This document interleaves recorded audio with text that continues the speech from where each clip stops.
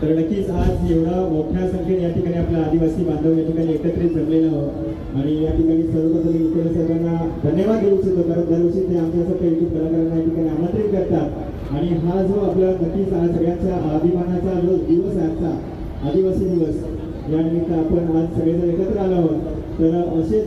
कुठलेही कार्य असेल तेव्हा तुम्ही एकत्र या आणि आपल्या जो समाज आहे त्या समाजामध्ये नक्कीच कधीही पुढे या आणि त्यासाठी उभे राहा, एवढंच मला सांगायचं आहे.